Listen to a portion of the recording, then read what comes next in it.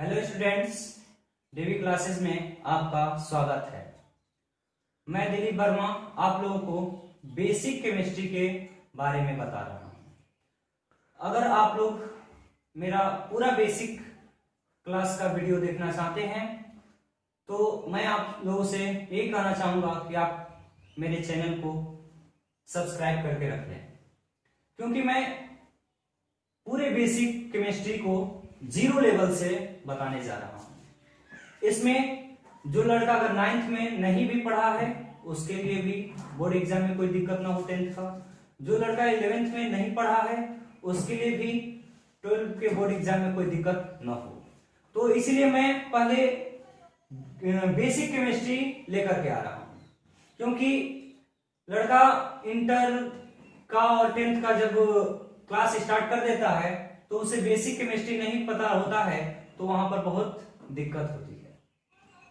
इसलिए स्टूडेंट्स, मैं आप लोग से यही कहना चाहूंगा कि मेरा जितना भी बेसिक क्लास का वीडियो है अगर वो आप देखना चाहते हैं तो मेरे चैनल को सब्सक्राइब कर लीजिए, क्योंकि मैं इसमें आप लोग को धातु, अधातु, उपधातु की पहचान कैसे होती है आज के वीडियो में बताने जा रहा हूं। उसके बाद अगले वीडियो में आपको हम बताऊंगा 4 प्रकार से कैसे इलेक्ट्रॉनिक विन्यास लिखा जाता है।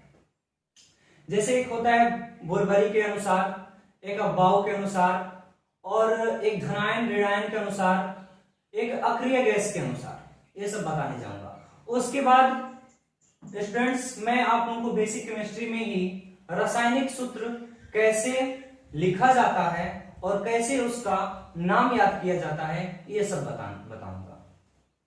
जैसे बोल देते हैं, अगर हम बोले कि यहां पर हम लिखते हैं एल्युमिनियम सल्फेट, तो बहुत से लड़का यह लिख करके भी बोलेगा कि एल्युमिनियम सल्फेट होता है। बहुत से लड़का अगर AlSO4 ट्वाइस लिखे तो यह भी बोलेगा कि एल्युमिनियम सल्फेट है। बहुत से लड़का अगर बेसिक नहीं जानता है तो AlSO4 थ्राई भी लिखे तो बोलेगा कि यह एल्युमिनियम सल्फेट है।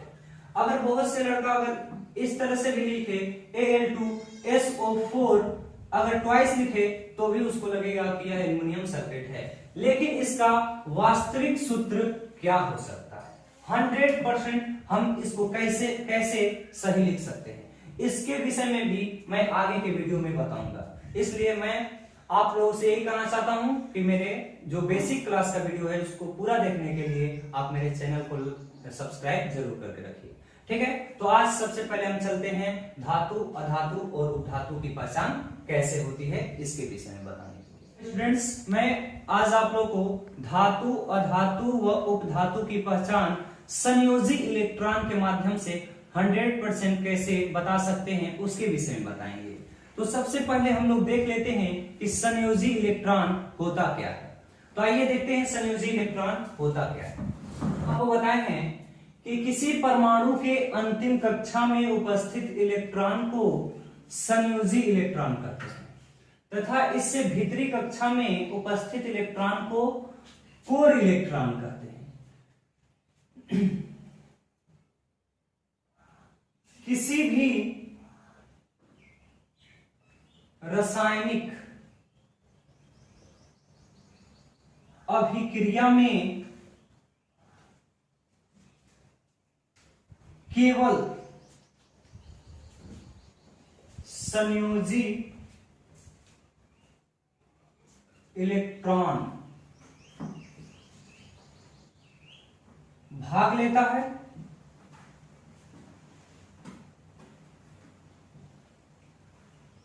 कोर इलेक्ट्रॉन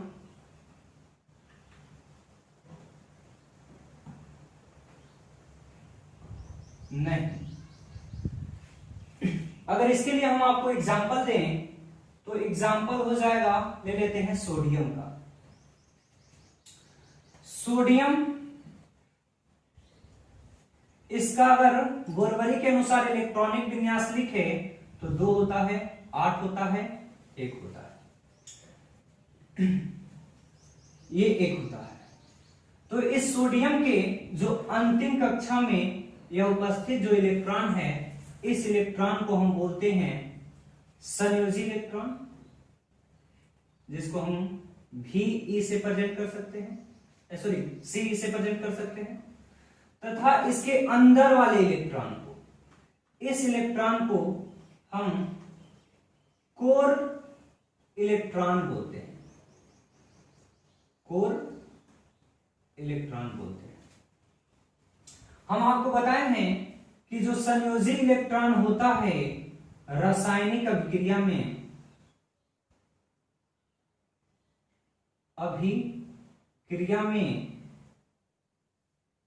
भाग लेता है, जबकि कोर इलेक्ट्रॉन रासायनिक अभिक्रिया में भाग नहीं लेता। अगर एक और हम एग्जांपल लें, क्लोरीन ले लेते हैं। क्लोरीन का बोरबरी के अनुसार इलेक्ट्रॉनिक विन्यास लिखे तो 2 होता है, 8 होता है, 7 होता है, ये होता है। अगर आपको बोरबरी का इलेक्ट्रॉनिक विन्यास लिखने नहीं आता है तो उसके लिए आपको टेंशन नहीं लेना है, क्योंकि इससे अगले वीडियो में हम आपको बोरबरी के द्वारा इलेक्ट्रॉनिक विन्यास कैसे लिखा जाता है उसके बारे में आपको बताएंगे। ये हो गया। तो ये आपका होगा कोर इलेक्ट्रॉन,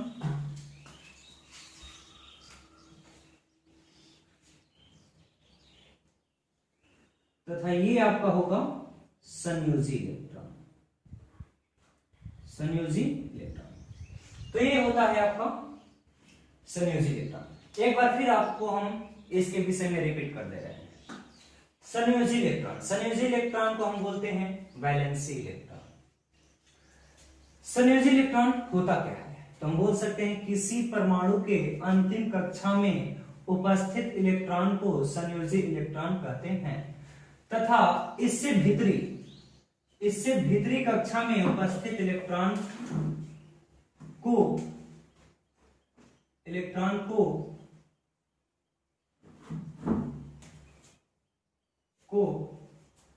कोर इलेक्ट्रॉन कहते हैं। किसी भी रासायनिक अभिक्रिया में केवल संयोजी इलेक्ट्रॉन भाग लेता है, कोर इलेक्ट्रॉन नहीं। जैसे आपको हम यहां एग्जांपल दिए हैं, सोडियम का परमाणु क्रमांक 11 होता है।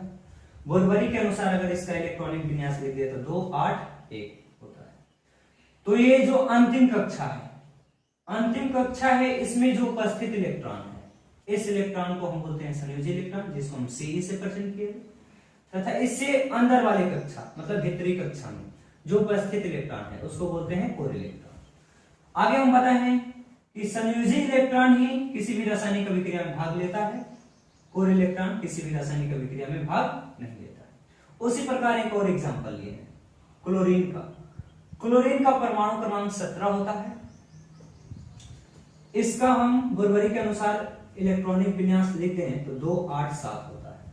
तो ये जो होगा आपका कोर इलेक्ट्रॉन होगा, जबकि ये जो होगा आपका संयोजी इलेक्ट्रॉन होगा। अब हम इस संयोजी इलेक्ट्रॉन के आधार पर धातु, अधातु व उपधातु की पहचान 100% कैसे कर सकते हैं वो देखते हैं।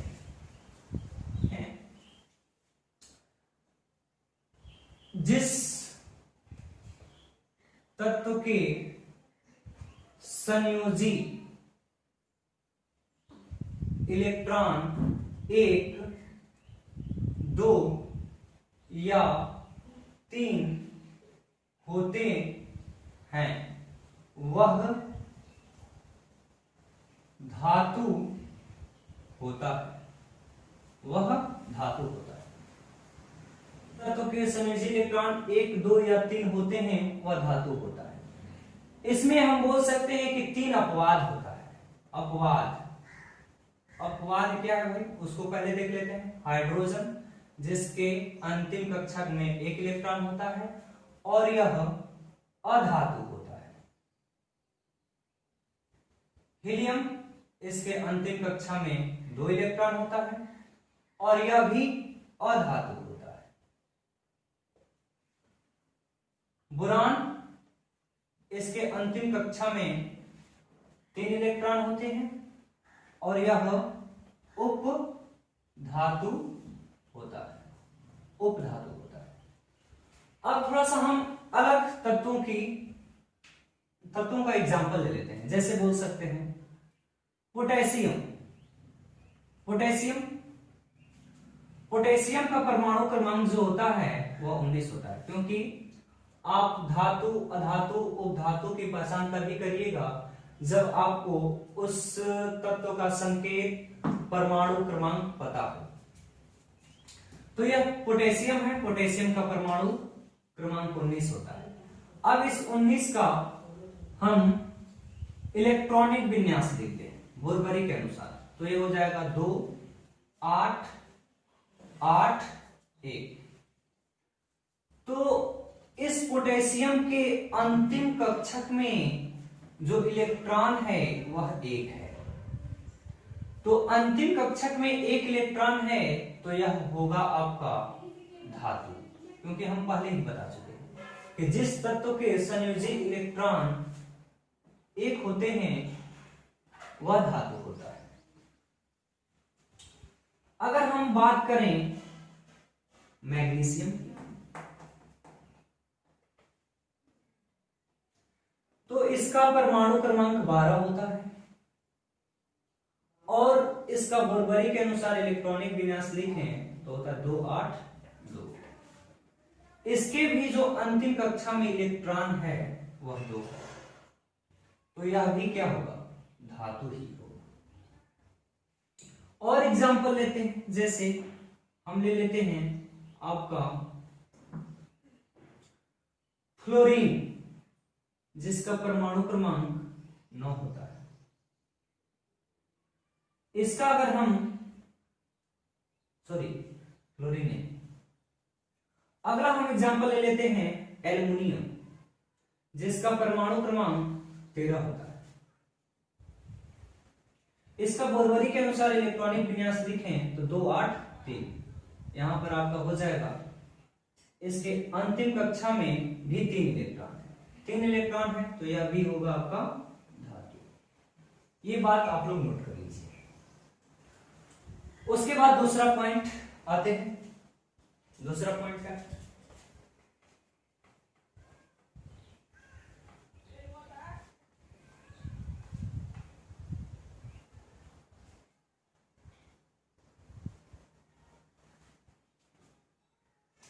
दूसरा पॉइंट है, जिस तत्व के संयोजी इलेक्ट्रॉन 7 या अष्टक पूर्ण 7 या 8 होते हैं वह अधातु होता है, अधातु होता है। जैसे अगर हम एग्जांपल लें क्लोरीन, क्लोरीन का परमाणु क्रमांक 17 होता है। क्लोरीन का परमाणु क्रमांक 17 होता है। अगर इसका हम बोरबरी के अनुसार इलेक्ट्रॉनिक विन्यास लिख दें तो होता है 2 8 7। इस क्लोरीन के अंतिम कक्षा में 7 इलेक्ट्रॉन है, इसलिए यह आपका अधातु होगा। क्यों अधातु होगा भाई? क्योंकि हम आगे आपको बता करके आए हैं, जिस तत्व के संयोजी इलेक्ट्रॉन 7 या 8 होते हैं वह अधातु होता है। तो इसके क्लोरीन का संयोजी इलेक्ट्रॉन 7 है, इसलिए यह अधातु होगा। और हम एग्जांपल ले लेते हैं, जैसे सल्फर, आर्गन ले लेते हैं आपका, जिसका परमाणु क्रमांक 18 होता है। अगर इसका इलेक्ट्रॉनिक विन्यास लिखना चाहें तो 2 8 8 होता है। इसके भी अंतिम कक्षा में 8 इलेक्ट्रॉन है, इसलिए यह भी आपका अधातु होगा। ठीक है, तो इसको आप लोग नोट करिए। अब तीसरा पॉइंट है आपका, तीसरा पॉइंट है जिस तत्व के संयोजी इलेक्ट्रॉन 4, 5 या 6 होते हैं वह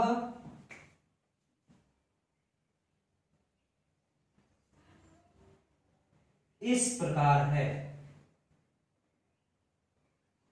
हम बोल सकते हैं जो ये बॉक्स में बना है, ये जो तत्व होते हैं वह उपधातु होते हैं, यह उपधातु होते हैं। इसके ऊपर के जो तत्व होते हैं वह अधातु होते हैं, और इसके नीचे के जो तत्व होते हैं